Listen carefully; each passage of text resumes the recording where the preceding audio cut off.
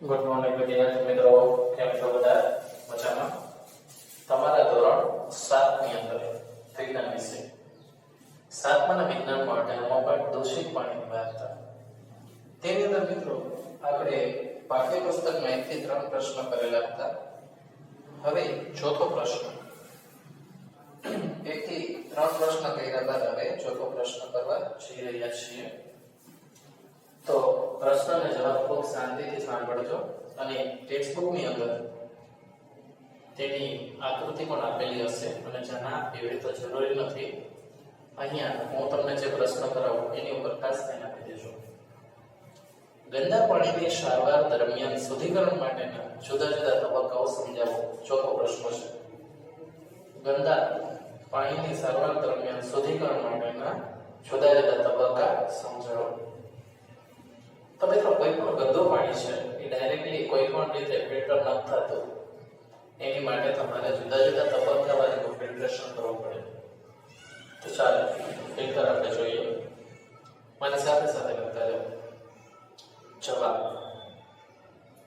ગટરના ગંદા પાણીની સારવાર waste water treatment plant.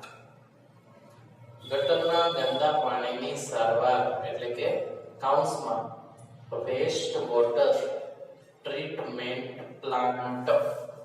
Waste water treatment plant કાઉન્સ પર ફરીથી ગટરના ગંદા પાણીની સારવાર એટલે કે વેસ્ટ વોટર ટ્રીટમેન્ટ પ્લાન્ટ દરમિયાન શુદ્ધિકરણ માટેના જુદા જુદા તબક્કાઓ નીચે મુજબ છે. ગટરના ગંદા પાણીની સારવાર કાઉન્સમાં વેસ્ટ વોટર ટ્રીટમેન્ટ પ્લાન્ટ કાઉન્સ પર દરમિયાન શુદ્ધિકરણ માટેના જુદા જુદા તબક્કાઓ નીચે મુજબ છે. એમાં પેલું એકડો પર એક લખજો. ગટરના ગંદા પાણીને બાર સ્ક્રીન કાઉન્સમાં યાંત્રિક ફિલ્ટર બાર સ્ક્રીન કાઉન્સમાં યાંત્રિક ફિલ્ટર આવું લખવાનું છે. ગટરના ગંદા પાણીના બાર સ્ક્રીન એટલે કે યાંત્રિક ફિલ્ટર કાઉન્સ માંથી પસાર કરવામાં આવે છે. બાર સ્ક્રીન માંથી પસાર કરવામાં આવે છે.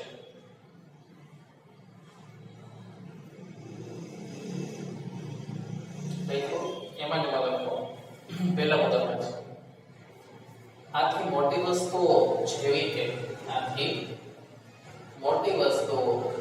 કે ચેથરા, લાકડીઓ, પ્લાસ્ટિકના પેકેટ, હાથ રૂમાલ વગેરેને દૂર કરી શકાય છે. ફરીથી આથી મોટી વસ્તુઓ જેવા કે ચેથરા, લાકડીઓ, પ્લાસ્ટિકની થેલીઓ, રૂમાલ, હાથ રૂમાલ વગેરેને દૂર કરી શકાય છે. પેલો મુદ્દો પૂરો. બીજો મુદ્દો, પેલો મુદ્દો વ્યવસ્થિત લખો. બીજો મુદ્દો, પછી ગંદા પાણીને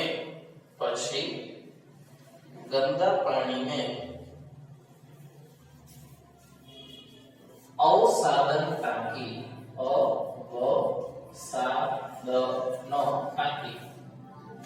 પછી ગંદા પાણીને અવસાદન ટાંકીમાં લઈ જવામાં આવે છે.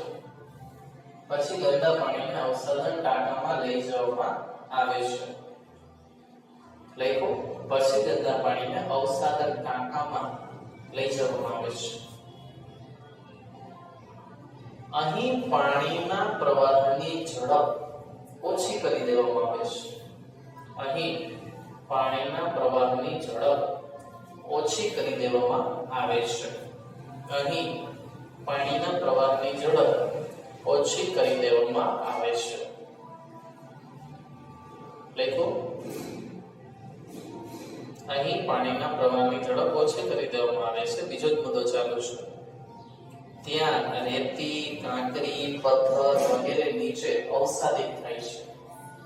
ત્યાં રેતી, કાંકરી, પથ્થર વગેરે અવસાદિત થાય છે. દેખો બે મુદ્દા પૂરા. ત્રીજો મુદ્દો સાથે સાથે લખતા જાઓ. ત્યારબાદ પાણીને મોટા ટાંકામાં લેવામાં આવે છે. ત્યારબાદ પાણીને મોટા ટાંકામાં લાવવામાં આવે છે. ત્યારબાદ પાણીને મોટા ટાંકામાં લાવવામાં આવે છે. ટાંકો મધ્ય ભાગ તરફ ઢળેલો હોય છે. ટાંકો મધ્ય ભાગ તરફ ઢળેલો હોય છે. તે ભાગમાં મળ જેવા નકામા ઘન પદાર્થો તળિયે બેસી જાય છે.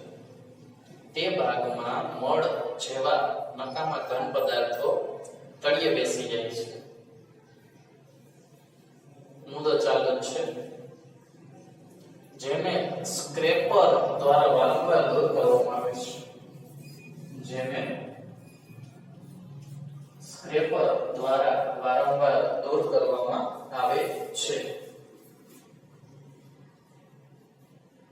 તેને કાદવ કહે છે. તેને સ્ક્રેપર દ્વારા વારંવાર દૂર કરવામાં આવે છે જેને કાદવ કહે છે. પાણી પર તરતા તેલ કે ચરબી જેવા પદાર્થોને પાણી પર તરતા તેલ કે ચરબી જેવા પદાર્થોને સ્ક્રીમર દ્વારા દૂર કરવામાં આવે છે. કોના દ્વારા? સ્ક્રીમર દ્વારા દૂર કરવામાં આવે છે. આ રીતે પ્રક્રિયા પામેલ પાણીને સ્વચ્છ પાણી કહે છે. આ રીતે પ્રક્રિયા પામેલા પાણીને સ્વચ્છ પાણી કહે છે. ત્રીજો મુદ્દો છે ચાલુ. સ્ક્રેપર દ્વારા દૂર કરેલા કાદવને અલગ ટાંકામાં લઈ જવામાં આવે છે. સ્ક્રેપર દ્વારા દૂર કરેલા કાદવને અલગ ટાંકામાં લઈ જવામાં આવે છે. ત્યાં અજારક બેક્ટેરિયા તેનું વિઘટન કરી બાયોગેસ ઉત્પન્ન કરે છે. ત્યાં અજારક બેક્ટેરિયા તેનું વિઘટન કરી બાયોગેસ ઉત્પન્ન કરે છે. સમજાયું તમને?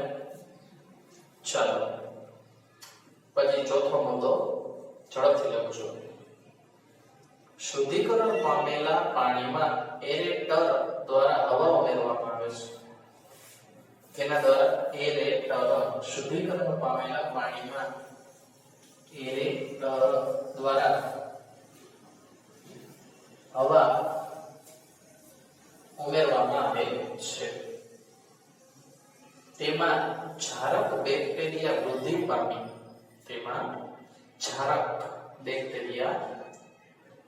પામી મળ ખોરાકનો કચરો સાબોયુક્ત કચરો અને બીજા અનિચ્છનીય પદાર્થોનું વિઘટન કરે છે. અને બીજા અનિચ્છનીય પદાર્થોનું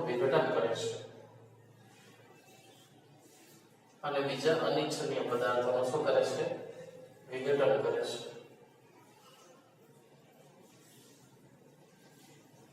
અમુક કલાકો પછી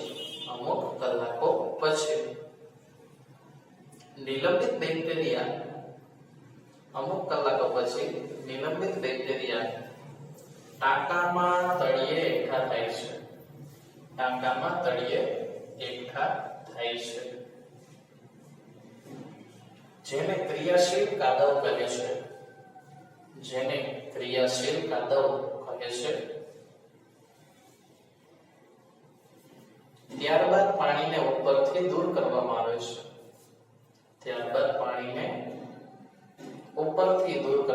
છે.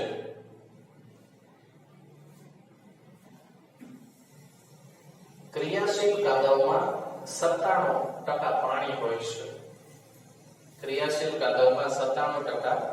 કાદવ હોય છે. હવે પાણીને રેતી સુકવણી પથારી અથવા મશીન દ્વારા દૂર કરવામાં આવે છે. પાણીને રેતી સુકવણી પથારી અથવા મશીન દ્વારા દૂર કરવામાં આવે છે. સુકાયેલ કાદવ ખાતર તરીકે વપરાય છે. સુકાયેલ કાદવ ખાતર તરીકે વપરાય છે. ચોથા મુદ્દામાં લખો ફકરો પાણી. પ્રક્રિયા પામેલ પાણીમાં ખૂબ જ ઓછા પ્રક્રિયા પામેલા પાણીમાં ખૂબ જ ઓછા કાર્બનિક પદાર્થો અને નિલંબિત દ્રવ્યો હોય છે.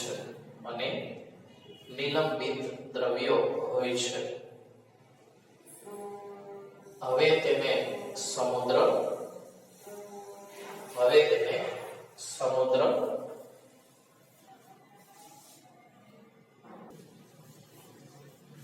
નિલંબિત દ્રવ્યો હોય છે.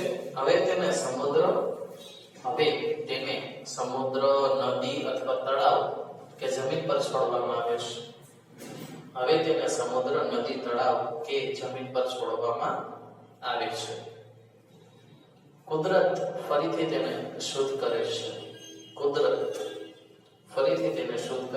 કેટલીક વાર પાણીને ક્લોરીન અથવા ઓઝોન જેવા રસાયણો ઉમેરી જંતુમુક્ત કરવામાં આવે છે. ચાલો આજે આપણે પ્રશ્ન નંબર 4 માત્ર પ્રશ્ન નંબર 4 એની ચર્ચા કરેલી છે, જે તમે તમારી બાકી અને બંને બુકમાં એક વાર એટલે કે ટોટલ 2 વાર લખવાનું છે. ઠીક છે. ચાલો મિત્રો મળશો આવતા નેક્સ્ટ વિડીયોમાં. ત્યાં સુધી બધા જ મિત્રો ઘરે રહો, સુરક્ષિત રહો. Thank you.